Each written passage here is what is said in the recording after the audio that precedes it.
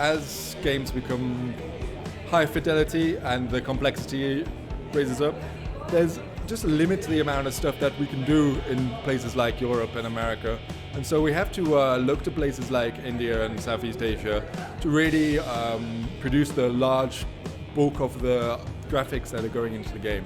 A lot of the really it's just the game design and the programming that is getting done on house. Most of the artwork that you see in these AAA games is done in places like India, and more top-rate artists are coming out of places like this. And yeah, it's the work's coming here, man. The game industry itself is as easy to get into as it ever was. There's so much information online. Websites like ArtStation, Polycount will help you kind of show your work off to industry professionals. Game engines themselves like Unity and Unreal are free for students to use now. So there's no excuse for not making your own game. Even if you're a level designer that wants to get a break in the industry, take a game that's free to use like Team Fortress, make your own level for it, mod things, get your face out in the community. Doesn't matter where you're from, the internet opens up the world for you. I think that all of the principles that you can use in a live action film are applicable to animation, but I think that in an animated film, at least a family animated film, it's a particular genre, so like something that you might do in a horror film might not necessarily apply, but I think that, all of the same principles for lighting design in a live action film apply, and so I love learning from live action films on new ideas and techniques that I could use to enhance emotion. Well, I think studying, what the great masters have done and learning from it, I think is the way I help myself continue to improve, and to take risks and try new things, and not try to just do the same thing over and over again, but to always question, what is the most important thing for the story.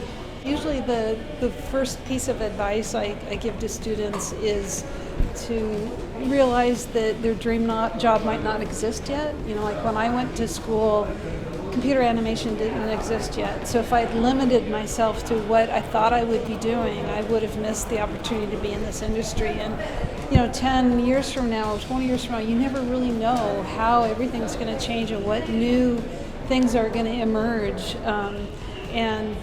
But I think as long as people understand kind of the core fundamentals of design and art and character performance, it doesn't really matter what the technology is. It doesn't really matter what even the format is. Whether it's a feature film or something completely different.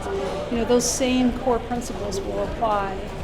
Coming into animation, the main thing is it is an artistic field, and so people.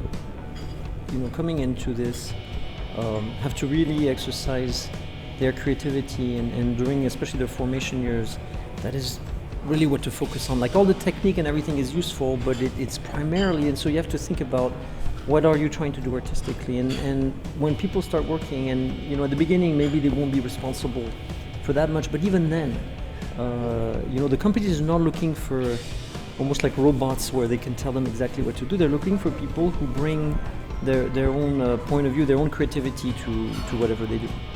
Just work hard, be focused. There is no shortcut. You got to, it takes time, but surely we get there. And I think there's a lot of awareness now. There's a lot of exposure and opportunity in terms of learning. So they should take advantage of that and attend conferences like this and grow their awareness and try to reach to the next level in terms of where they would like to go. I think that if you're in school or just learning is kind of finding what areas you're passionate in. And I think if you could find something that you're passionate about that you'll succeed and work hard. I think, and also just trying to learn all the technical skills, but also kind of focus on your creative eye. Watch a lot of good movies, find movies that have good cinematography, good acting, and just kind of really. I think all of that helps your eye and help you work creatively. Advice to the students is actually who is joining now. You're coming into an Indian visual effects and film industry that is quite matured from where it was, for example, 5 or 10 years ago. Yeah? And so this is the right time now to come into visual effects, to be able to work on Hollywood movies, which in the last couple of years has been made possible through the collaborations. For example, now since Prime Focus and Double Negative have joined forces a couple of years back, and we're delivering international Hollywood movie work with our colleagues, obviously in London and North America, out of India. It is a hard industry, but it's a passion-driven industry. It's all about making pretty pictures. Keep your mind in there, work with your heart, and give it all you have. Pull up your socks. It's not an easy industry, but it's a fun-loving, passionate industry. And it's beautiful. It's like some people do say the grass is greener on the other side. I feel yes, the grass is greener on the other side.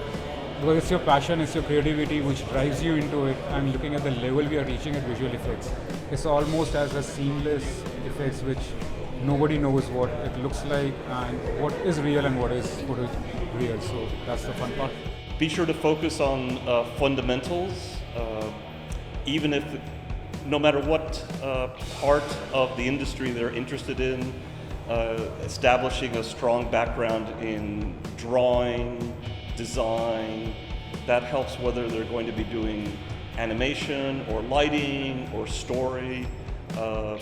Try to learn as much as possible of all different types of films, not just animated films or action films, but see as many films as possible, read as many books as possible, and do that for all different countries, your own country and countries from around the world. Different countries have very interesting stories that you may not be familiar with, so it's worth learning about those. I would say don't get intimidated by the stuff that you see online or Hollywood. Start discovering your own style. Okay, we can do it the same way. The only advice I could give to students, the advice I would give to myself when I was a student, is to learn as much as you can, talk to as many people as you can in the industry. The industry is really good about relationships. So the more people you talk to, the more doors it will open. That's really important. So it's very important to have good social skills and the ability to don't have that fear of talking to other people. That's really important because that's how I got to where I am today. Not just for being good at what you're doing, but also for talking confidently and understanding concepts very quickly. And don't be afraid to go and research and try and do your own thing and do your own movies. That's really important.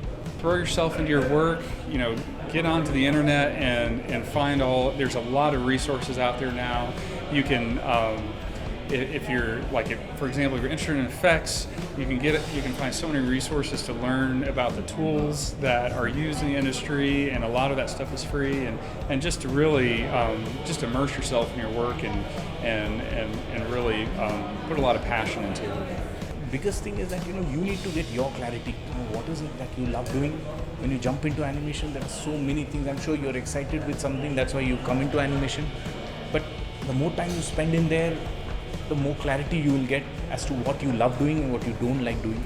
So don't do what you don't like doing, and spend more time doing what you love doing. So that's a simple, clear message for students.